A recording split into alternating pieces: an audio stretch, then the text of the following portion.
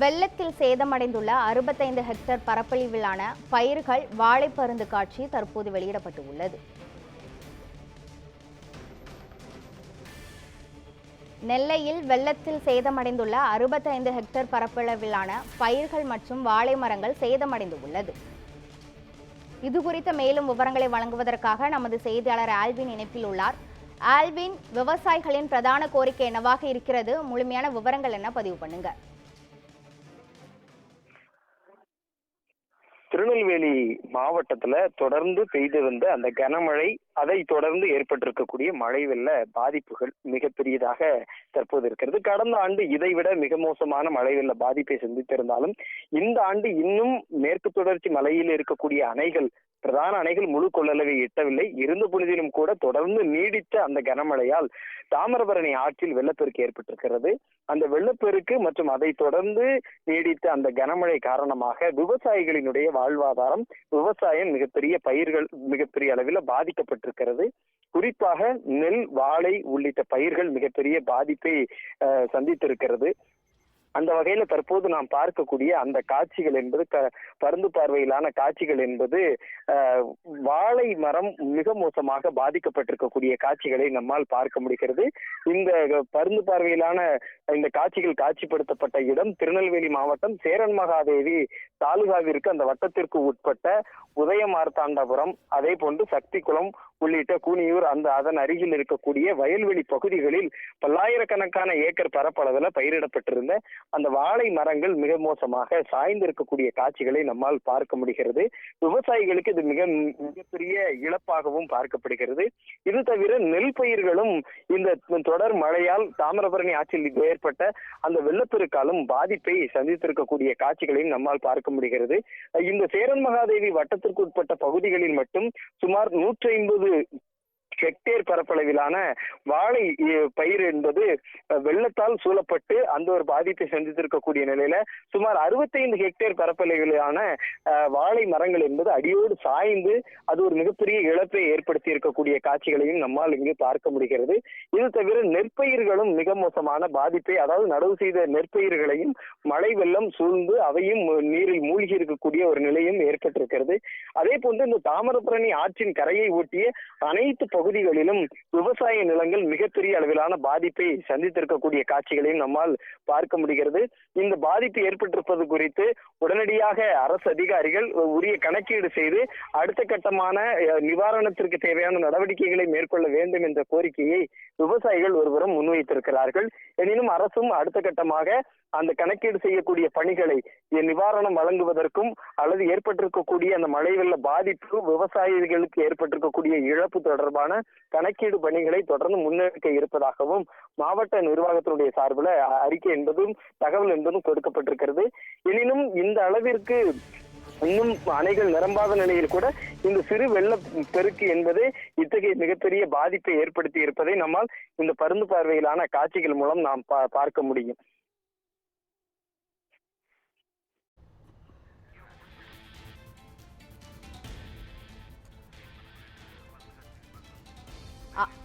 Alvin, தொடர்ந்து இணைப்பிலே இருங்க. தற்போது நாம் அந்த சேதமடைந்துள்ள பருந்து பார்வை காட்சியை பார்த்துவிட்டு மீண்டும் வரலாம்.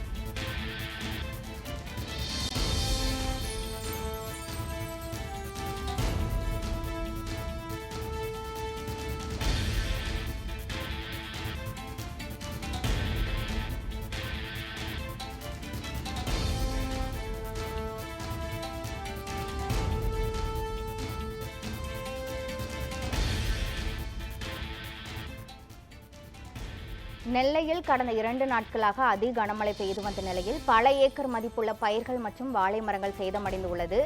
ஆல்வின், அந்த இடத்தை அதிகாரிகள் யாரேனும் வந்து பார்வையிட்டாரா? அரசு தரப்பிலிருந்து ஏதேனும் நிவாரணம் அறிவிக்கப்பட்டிருக்கிறதா? அது தொடர்பான விவரங்களை பதிவு பண்ணுங்க. மழை வெள்ள பாதிப்புகள் குறித்து தொடர்ந்து அரசு அதிகாரிகள் கணக்கீடுகளை செய்து இருக்கிறார்கள்.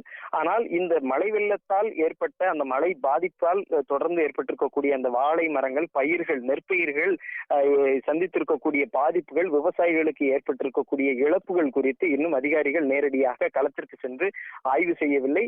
தொடர்ந்து மாவட்ட நிர்வாகத்தினுடைய சார்பில் இந்த தொடர் மழையால் விவசாயிகள் மிகப்பெரிய பாதிப்பை சந்தித்திருப்பதாகவும், என்னென்ன பயிர்கள் பாதிக்கப்பட்டிருக்கிறது, அதற்கு என்ன நிவாரணம் வழங்க வேண்டும், அவர்கள் என்ன செலவு செய்து இந்த பயிர் செய்தார்கள் என்பது உள்ளிட்ட பல்வேறு கணக்கீடுகள் செய்து அதனுடைய அடிப்படையில் அவர்களுக்கு இழப்பீடு வழங்குவதற்கான நடவடிக்கைகள் எடுக்கப்படும் என்று மாவட்ட நிர்வாகத்தினுடைய சார்பில் அறிக்கை கொடுக்கப்பட்டிருக்கிறது.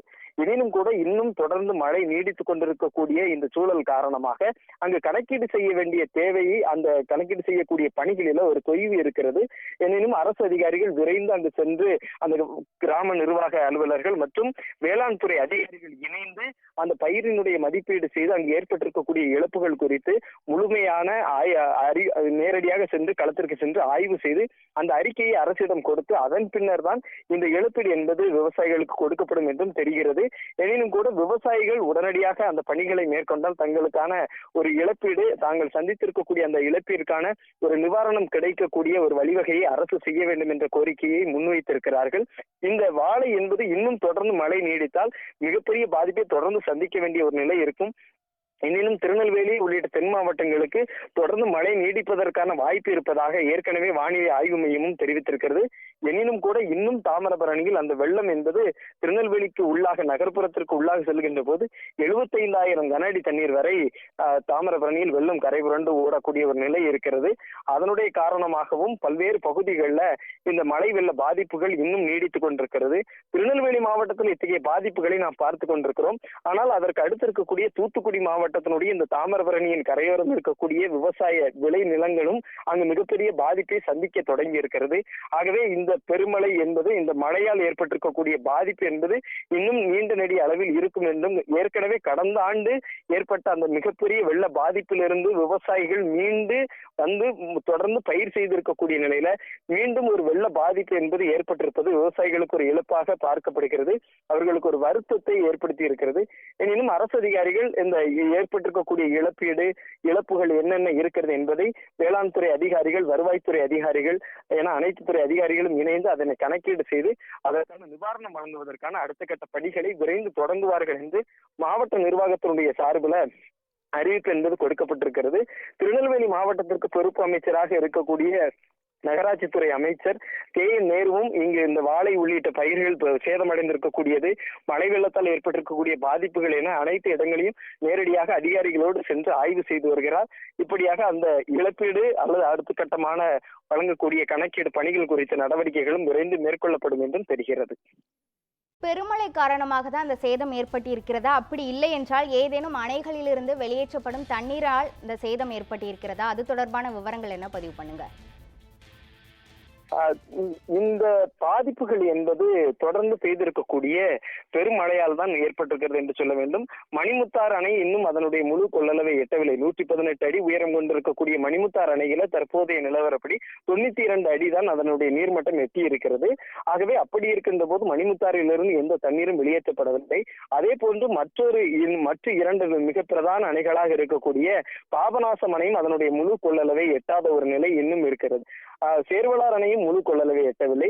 ஒட்டுமொத்தமாக அந்த 3 அணைகள் பிரதான தாமிரபரணியினுடைய பிரதான தலைமை இடங்களாக இருக்கக்கூடிய அணைகளில் இருந்து எந்த நீரும் வெளியேற்றப்படாத நிலையில தாமிரபரணியினுடைய கிளையாறுகளாக இருக்கக்கூடிய கடனாநதி, ராமநதி, இந்த அணைகள் 2ம் அதனுடைய முழு கொள்ளளவை எட்டியிருக்கிறது. அப்படி அந்த முழு கொள்ளளவை எட்டி இருக்கக்கூடிய நிலையில நேற்றைய தினம் மட்டும் இந்த கடனாநதி, ராமநதி ஆகிய 2 அணைகளில் இருந்தும் 22,000 கன அடி தண்ணீர் வரை நேற்றைய தினம் உபரி நீராக வெளியேற்றப்பட்டது. மற்றபடியாக கிளையாறுகள் இருக்கிறது. அந்த கிளையாறுகளில் இருந்து வரக்கூடிய தண்ணீர், சமவெளி பகுதிகளில் இருந்து வரக்கூடிய தண்ணீர் என்று அந்த தாமிரபரணியில் இத்தகைய வெள்ளப்பெருக்கு 75,000 கன அடி வரை தண்ணீர் சென்றதனுடைய காரணமாகவே இந்த பாதிப்புகள் ஏற்பட்டிருக்கிறது. ஒருபுறம் ஆற்றை ஒட்டி இருக்கக்கூடிய பாதிப்புகள், மற்றபடியாக தொடர்ந்து நீடித்த அந்த மழையால் அங்கு ஏற்பட்ட அந்த பாதிப்பு என்பதுதான். இன்னும் அணை முழு கொள்ளளவை எட்டியிருந்தால் இந்த தொடர் மழை இப்படியே நீடித்தால் இன்னும் மிகப்பெரிய பாதிப்புகள் எழக்கூடும் என்பதும் ஒரு அச்சமான ஒரு தகவலாகவும் இருக்கிறது. எனினும் இன்னும் வரக்கூடிய நாட்களில் மழையினுடைய தாக்கம் எந்த அளவிற்கு இருக்கிறது என்பதை நாம் பொறுத்திருந்து பார்ப்போம். ஆல்வின் பல ஏக்கர் அளவிலான பயிர்கள் மற்றும் வாழை மரங்கள் சேதமடைந்து இருக்கிறது. அந்த பயிர்கள் எந்த பருவத்தில் இருந்தது, அதாவது காய்க்கக்கூடிய பருவத்தில் இருந்ததா? அந்த பகுதியில் உள்ள விவசாயிகளிடம் ஏதேனும் பேசினீர்களா? அது தொடர்பான விவரங்கள் என்ன? குறிப்பாக இந்த வாழை மரங்கள் என்பது ஒரு சில பகுதிகளில் விவசாயிகள் இன்னும் அறுவடை செய்ய குறிப்பிட்ட நாட்கள் மட்டுமே இருக்கக்கூடிய நிலையில இந்த பாதிப்பு என்பது ஏற்பட்டிருக்கிறது. இன்னும் பல்வேறு இடங்களில குலை தள்ளிய நிலையில வாழை மரங்கள் என்பது குலை தள்ளிய நிலையில் இருக்கிறது. அப்படி அதை அறுவடை செய்ய வேண்டிய தேவை இருக்கக்கூடிய ஒரு முழுமையான பருவத்தை எட்டாத நிலையில இந்த பாதிப்பு என்பது ஏற்பட்டிருக்கிறது. அப்படி என்று பார்த்தால் அந்த வாழை காய்களை நாம் அறுவடை செய்து சந்தைப்படுத்துகின்ற போது அதற்கு முழுமையான ஒரு மதிப்பு கிடைக்காமல் போகும் என்பது விவசாயிகளினுடைய ஒரு ஏக்கமாக இருக்கிறது. முழுமையாக விளைந்திருந்து அந்த காயானது முழு பருவத்திற்கு வந்திருந்தால் அதை அறுவடை செய்தால் கூட சந்தையில் கொண்டு அதை விற்பனை செய்கின்ற போது அதற்கான ஒரு மதிப்பீடு கிடைக்கும். ஆனால் தற்போதைய நிலையில இந்த வாழை மரங்கள் அடியோடு சாய்ந்திருக்கக்கூடியது என்பது விவசாயிகளுக்கு ஒரு இழப்பீடு. பல்வேறு இடங்கள்ல அந்த குலை என்பது மிகவும் சிறிய பருவத்திலேயே சாய்ந்திருக்கக்கூடிய நிலையில அது விவசாயிகளுக்கு மிகப்பெரிய இழப்பாகத்தான் பார்க்கப்படுகிறது. ஆகவே அப்படி இருக்கின்ற போது அதற்கான இழப்பீட்டை தான் விவசாயிகள் அரசிடம் கோருகிறார்கள். அதற்கான ஒரு நிவாரணம் கிடைத்தால் மிகவும் நன்மையாக இருக்கும் என்பதும் விவசாயிகளினுடைய கருத்தாக இருக்கிறது. அதே போன்று இந்த வாழை மரங்கள் என்பது ஒரு நீண்ட கால பயிர்களாக இருக்கிறது. குறுகிய காலமாக இந்த நெல் போன்ற பயிர்கள் அல்லாது வாழை என்பது ஒரு நீண்ட கால பயிராக இருக்கும். குறிப்பாக அது ஒரு பல மாதங்கள் பருவம் செய்து அதை பார்த்து வந்தால் மட்டுமே அந்த வாழை மரத்திலிருந்து முழு பலனையும் அடைய முடியும். அப்படி முழு பலனை அடைவதற்கு முன்பதாகவே இது போன்ற இழப்புகள் என்பது ஏற்பட்டிருப்பதுதான் விவசாயிகளினுடைய வேதனையாக இருக்கிறது. நெல்லையில் கடந்த 2 நாட்களாக அதிக கனமழை பெய்து வரும் நிலையில் பல ஏக்கர் மதிப்பிலான பயிர்கள் மற்றும் வாழை மரங்கள் சேதமடைந்துள்ளது. இதனால் விவசாயிகள் மிகுந்த கவலை அடைந்துள்ளனர். இது குறித்த விவரங்களை வழங்கியதற்கு நன்றி ஆல்வின்.